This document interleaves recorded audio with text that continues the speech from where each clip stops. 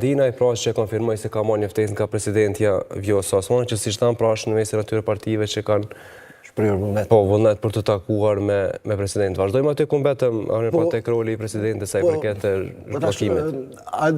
Ajo mund të bëj ftesa, mund të ketë diskutime, por unë shoh të minuar rolin e saj në aspektin politik për të ndikuar drejt për drejt në zhbllokimin e kësaj situate, sepse kriza në kuvend është rezultat i partive politike parlamentare, nuk ka ndonjë instancë tjetër. E në fundit, ajo e cila instanca e vetme që mund t'jap rekomandime, por nuk e di se si do t'jap rekomandime, nëse dërgohet në gjykatë kushtetuese dhe ta qartësoj situatën se është konform normave kushtetuese kjo bllokade e cila është aktualisht.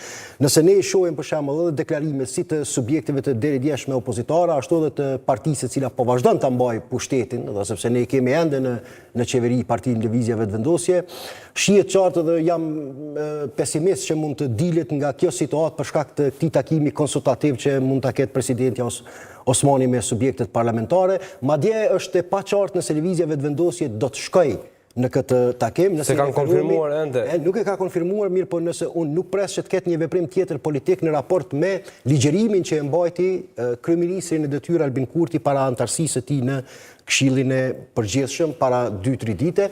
Ai do thotë bëri qartë që sipas botkuptimit të tij aktualisht nuk ka krizë institucionale, madje thotë partive opozitare po ju duket krizë kjo sepse janë mësuar me qeveria afat shkurtra dhe për herë të parë me çka një qeveri e cila e përfundon mandatin 4 vjeçar kushtetues, domethënë për herë të parë do të jemi në këtë situatë ku po zbatohen plotësisht detyrimet kushtetuese dhe subjekteve të pamësuara me këtë risi politike kushtetuese ju do këtë krizë kjo.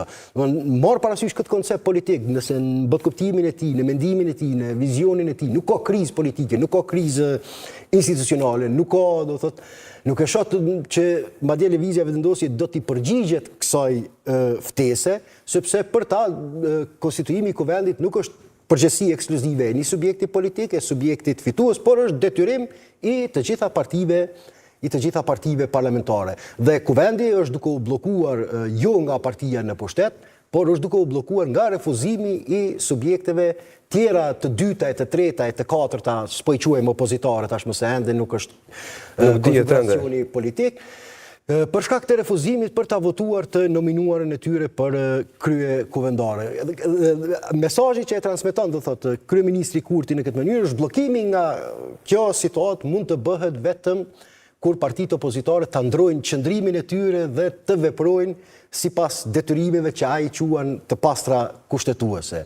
Kështu që e shoh tejet skeptike dhe kam dyshime që do t'i përgjigjet pozitivisht Lëvizja Vetëvendosje ftesës së presidentes. Tashmë janë rruar rolet, deri dje Lëvizja Vetëvendosje kishte raporte më të mira me presidenten Osmani, me kalimin e kohës janë ftohur këto raporte dhe ndërkohë subjektet opozitare po tentojnë që të shfaqen më konsensual, duke u përgjigjur ftesës së presidentes Osmani, që tregon që kemi hyrë në një terren të betejës së narracionit politik se cili subjekt dhe cilat forca po arrin ta transmetojnë mesazhin në opinionin publik se cili është fajtori i madh për këtë situatë. Për Lëvizjen Vetëvendosje, fajtori i madh për bllokadën janë subjektet e tjera politike, ndërkohë për subjektet e tjera politike do të është mosgadishmëria e partisë fituese që të jetë më e hapur për kompromis politik dhe për t'i marrë në konsiderat opinionet e rekomandimet e tyre. Këtu është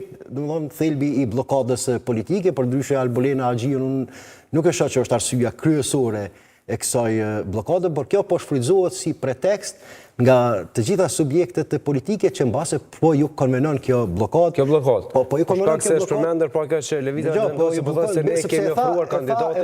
E tha një gjë edhe Lumir Abdigjiku, që duhet t'i kushtojmë ne kur e elaboroj atë. Jo, edhe kur e elaboroj atë ftesën për qeverinë gjithë përfshirë, se tha duhet ta themi qartë që asnjëra prej subjekteve politike nuk i ka numrat për formimin e qeverisë. Dhe atëherë neve na nevojitet një solucion për dalë prej kësaj situate.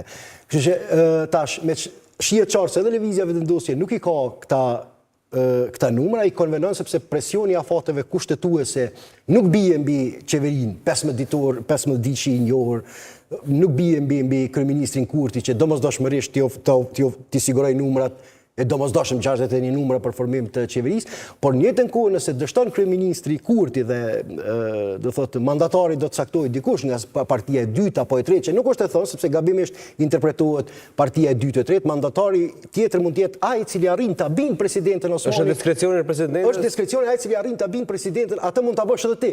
Nëse arrin për shembull unë edhe ti, nëse arrit me i bind gjatën një deputet me na votu për kryeministër, mund të bëhemi kryeministër aty. Tash pak po e ironizoj mirë, po kështu është gjendja, nuk është e shkruar tekstualisht edhe domosdoshmërisht në normat kushtetuese që patjetër partisë dytë i takon, por atij kandidati i cili i siguron numrat, gjatën i numra për qeverit kur dështon mandatari i parë. Duke qenë se as këta siç po shihet nuk i ka numrat, atëherë janë komod po e quaj kushtimisht, janë po kalkulojnë që të presin edhe pak në këtë situatë, se si të kristalizohet gjendja, në mënyrë që mos ballafaqohen me dështimin që i pret nëse asnjëra palë nuk i kanë.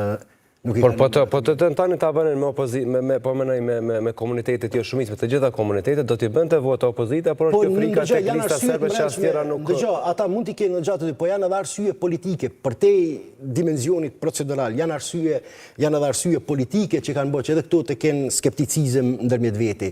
Unë këtë që po ndodh aktualisht disa herë edhe kam definuar në shoh si një krizë, rënjet e së cilës datojnë prej 2014-s prej 2014-s. Pra e blokada më e gjatë. Blokada që ka ndodhur dhe ajo që ka pasuar kur janë shpenzuar thuajse të gjitha kartat politike të bashkëpunimit ndërmjet subjekteve politike. Secila me njëra tjetrën kanë bashkëpunuar dhe secila kanë dalë të pakënaqura dhe të pushtuara dhe të nga ndjenja e shijes së hidhur të tradhtisë të pabesisë. Në këtë kuptim asnjëra tjetrës më nuk i besojnë dhe në këtë situatë dhe në këtë klim të mos besimit total ne do thot kemi ardhur në këtë blokadë ku tashmë ka drejt kushtimisht po e quaj kryeministri Kurti që thot vetëm nëse dikush i cili arrit ta siguroj shumicën absolute mund të krijoj institucione apo përndryshe do të vazhdojmë kohë të gjatë me këtë kaos derisa të tejkalohen këto anomizitete që janë akumuluar ndër vite në skenën tonë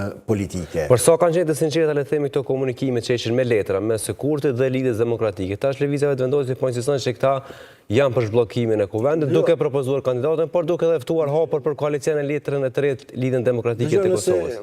Kryeministri Kurti, kryeministri në detyrë Kurti ka operuar me dy karta, nëse e shohim. Në të njëjtën kohë, duke filluar prej certifikimit të rezultatit të zgjedhjeve, nëse e shohim narracionin e tij, ai ka tentuar që ta sforcojë një percepcion në opinionin publik që ka një mobilizim të madh të Serbisë për ta mbajtur peng materializimin e vullnetit demokratik të qytetarëve të Kosovës.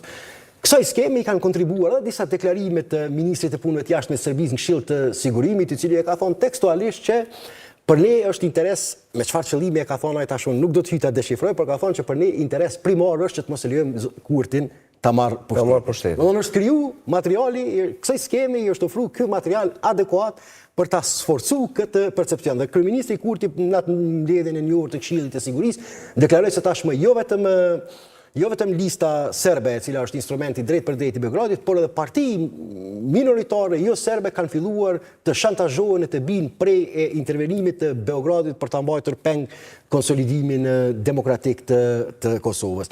Dhe në këtë situatë ai ka bë ftesë, dhe tash kjo ftesë është bërë subjekteve politike në radhë par Lidhjes Demokratike, sepse është pa qartë që intenca e tij kryesore ka qenë me Lidhjen Demokratike të Kosovës, fillimisht konsultative ftesa, më pastaj për bashkëqeverisje, është bërë edhe me qëllime politike që unë jam i hapur, pavarësisht mos pajtimeve momentale, dallimeve që mund të kemi, ne tash ballafaqohemi me një rrezik shumë më të madh i cili na vjen nga lufta hibride e Serbisë për ta penguar shtetin e Kosovës. Dhe tash kjo është një situatë tejet problematike për Lidhjen Demokratike të Kosovës, për shkak se duhet të përgjigjet pozitivisht kësaj ftese, sepse kryeministri Kurti nuk po e don Gjuriqin në pushtet, Gjuriqi ka thonë në Këshill të Sigurimit, dhe atëherë si duhet mbrohen subjektet opozitare që nuk janë në të njëjtën linjë, në të njëjtën qëndrim me atë të Gjuriqit kundër kryeministrit Kurti. Atëherë ato duhet ta dëshmojnë veten në bashkëpunim me kryeministrin Kurti. Kështu që është një lloj kurthi politik me cilën kryeministri në detyrë Albin Kurti i ka vendosur subjektet politike opozitare që duhet të dëshmojnë veten që a janë për materializim të vullnetit demokratik, ashtu si kanë votuar qytetarët e Kosovës, apo në mënyrë të vetëdijshme apo të pavetëdijshme po i nënshtrohen asaj agjende të jashtme të Serbisë për ta penguar funksionalizimin demokratik të Kosovës. Për sa ka qenë e tërë intensa, nuk e kam pas si qartë këtë ftesë, sepse nuk bën ftesat në këtë mënyrë. Kjo është një investim. Ishtë një investim për ndikuar në opinionin publik, për ta shfaq veten që unë jam konsensual, ka ndodhur është e vërtet që ka pasur gjungë të papërshtatshme gjatë fushatës elektorale, por tashmë është një rrezik më i madh. Dhe a duhet ne tash të kalojmë këto kundërthënie që kemi për të mbrojtur nga ky rrezik më i madh i cili po na kanoset nga të cilat i përmendë Kurti në letrën e tij, po ja përmendë Lidhja Demokratike Koalicionit që ka pasur të kaluarën me Partinë Demokratike. Në letrat që i përmenden i specifikohen dy elemente duhet përmendur në letrën. E para ato po të thotë gatishmëria e Lidhjes Demokratike të Kosovës në kaluarën për koalicione me gjitha subjektet të tjera politike që s'ka arsye tash të jetë kokfort me lëvizje vendosje, dhe e dyta, që është shumë e rëndësishme, një lloj përkujtimi i detyrimit politik që ka lideri aktual i Lidhjes Demokratike të Kosovës ndaj Albin Kurtit. Sepse ai tha ne kemi qenë kolegë, dhe s'ka pas probleme me të. Së bashku nuk kemi pasur probleme politike, probleme shumë unë dhe ti në një farë mënyrë, vetëm që nuk e tha, kemi pasur me ata që tashme nuk kanë pozitat larta sikur atëherë në Lidhjen Demokratike të Kosovës. Dhe si tash deri te fitoria e Lumir Abdigjikut në për Kurti e ka ditë këtë, le të themi edhe gjatë fushatës, për shkak se ka pas akuza. Si deri te fakti që Lumir Abdigjiku ta marrë stafetën e drejtimit të Lidhjes Demokratike të Kosovës. Ne duhet jemi qartë në këtë drejtim, për shkak sepse Lumir Abdigjiku kur u shkarku qeveria Kurtini, nuk ishte pranuar të bëj as pjesë as ministri i qeverisë Abdullah Hoxha. Ajo qeveria kishte bërë një marrëveshje të njohur, marrëveshja e Washingtonit të shtatorit 2020 4 shtator ndërmjet kryeministrit Abdullah Hoxhit dhe presidentit aktual të Serbisë Vučić në praninë e presidentit amerikan Trump, dhe praktikisht i kishte kushtuar politikisht Lidhjes Demokratike të Kosovës ekskluzivisht ajo marrëveshje.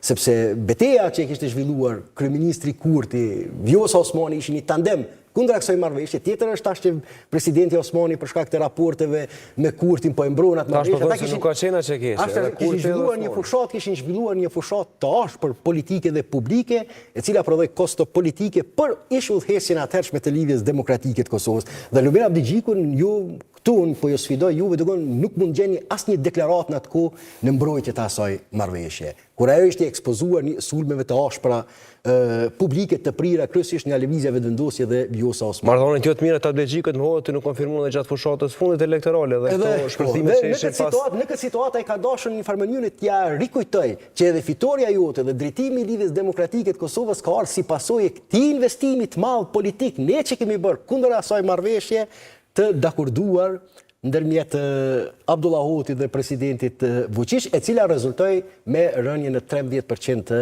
Lidhjes Demokratike të Kosovës. Në këtë situatë Lumir Abdigjiku e shfrytëzoi dhe arriti ta marrë. Por apo friksohet LDK që të hyjnë koalicion me lëvizjen vetëvendosje? Për shkak se në letrën e Abdigjikut ai përmendi dështimet Kurtit, ja përmendi prishjen me ndërkombëtarët, por thonë ne nuk jemi për koalicion me ju, por jemi për një koalicion të gjerë, domethënë me bazë të gjerë, me të gjitha partitë përfshirë edhe vetëvendosjen. Tash nëse ja përmendon të gjitha këto le të themi dështime, aspekte për të cilat ti nuk je pajtuar në të kaluar, atëherë si mund ta ftosh të jetë sërish pjesë e një koalicioni të gjerë? Dëgjoj, këtë reagim të zotit Abdigjiku unë do ta analizoja në raport me 3 burime dhe me 3 qëndrime publike ai që ka mbajtur kohën e fundit. Dhe që e ka vendosur vetveten në kontradikt me ato 3 qëndrime publike që e ka mbajtur. E para, ka kohë që kryetari i Lidhjes Demokratike të Kosovës Lumir Abdigjiku ka tentuar ta ekspozojë veten si ndryshëm nga gjithë të tjerët. Vazhdimisht ai ka thënë që ata janë bashkë, do thotë ata janë bashkë dhe Lidhja Demokratike e Kosovës e përfaqëson rrugën e re e cila dallon nga modeli deri tanishëm i politikbërjes politike dhe që nuk do të futet në kurrfar aranzhmane me ta, por kjo derisa të realizojë misionin e saj do të qëndrojë konsekuente në raport me parimet e proklamuara. Madje edhe takimet Dëgjoj, edhe një takimi I verës ndërmjet përfaqësuesve të Partisë Demokratike të Kosovës dhe të lëvizjes së vendosje e njohur ajo Darka e cila ishte dhe po ashtu edhe takimi konsultativ tash në zyret e Kuvendit të Kosovës ndërmjet lidhjes ndërmjet Partisë Demokratike të Kosovës dhe lëvizjes së vendosje u shfrytzu si material nga lëvizjave nga Lidhja Demokratike e Kosovës për ta sforcuar narracionin e saj se ju kemi thënë që këta janë së bashku për dallim prej Lidhjes Demokratike të Kosovës. Dhe papritmas, duke I kritikuar të gjithë si një model I tejkaluar politik, tash Lumir Abdigjiku bën ftesë që hajde le të bëhemi të gjithë së bashku edhe një herë që ta krijojmë një qeveri për të dalë nga situata në cilën ndodhen. Dhe kjo ka të bëjë me frikën me Lumir Abdigjikut. Do të ka të bëjë me frikën sepse subjektet opozitare në një farë mënyrë ende janë brenda skemës së kryeministrit në detyrë Albin Kurti. Ato dëshirojnë që ta dëshmojnë veten në opinion publik jo ashtu siç ai po I portretizon. Kryeministri Kurti po I portretizon këta si bllokues të vendit, atëherë qoftë Partia Demokratike e Kosovës me gatishmërinë e saj është prej gatishmëri për koalicion të opozitës vetëm, pa vetëvendosje. Ajo po takimin konsultativ. Partia sepse 2 ditë para atij takimi kryetari Krasniqi kishte deklaruar deputeti Kurti as në komandat, as ka drejtë, as ka çka nafton, I vetmja detyrë e tij është që ta ndroj kandidatën e nominuar për krye parlamentare dhe këtu është bllokuar situata. Keni deklarime publike para Po, kanë qenë ato seancat e para që janë vajtë. Seancat e para dhe pas 48 orëve ju përgjigj pozitivisht kësaj ftese. Pse? Sepse me këtë Partia Demokratike e Kosovës ka mëtuar të transmetojë mesazhin në opinionin publik që nuk është ajo e cila si po e portretizon kryeministri Kurti si bllokuese e vendit. Pra ishte një qëndrim reaktiv ndaj dhe një lloj përpjekje për të mbrojtur nga sulmet eventuale të matutjeshme të kryeministrit Kurti. Në njëjtën kohë, në njëjtin pozicion është edhe Partia edhe Lidhja Demokratike e Kosovës. Ndryshe edhe Lidhja Demokratike, për shkak të tërkon ka se ne do të besim në opozitë. Pas letrës së Kurtit, tash ne s'po besim në opozitë, hajde ta vëmë qeverinë të gjithë. Bashkë, hajde që askush mos mbetet fajtuar. Pra lëvezëm ne nga pozicionet çështja e LDK-s në këtë drejtim për mua është tash është në gjykimin tim, LDK ka kalkulimin e saj në gjykimin tim, nuk është edhe as shumë preferuar sepse nuk jemi marrë në ato rrethana që edhe njerë të rikthehemi asaj mitologjie politike të gjithë së bashku, të krijojmë imunitetet, mos ketë dallime politike, bile me kam përmendur në një studio tjetër kur në rrafshin logjik kur Hegeli I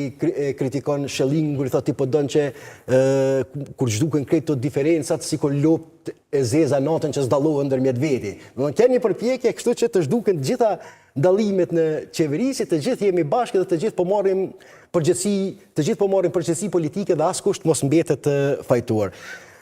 Mirë po nëse e shohim me një deklarim të mëhershëm të Lumir Abdigjikut, sepse ai ka osciluar në disa dy drejtime, edhe kur subjektet opozitare kishin bërë ftesë për subjektet gjithmonë po thamë opozitare, kuptimin teknik të fjalës, to që janë e dyta e treta, kishin bërë ftesë për bashkëqeverisje, për ta lënë lëvizjen vetëvendosje në opozit, ai kishte deklaruar që Lidhja Demokratike e Kosovës nuk është e gatshme të bëhet pjesës asnjë aranzhmani qeveritar nëse nuk garanton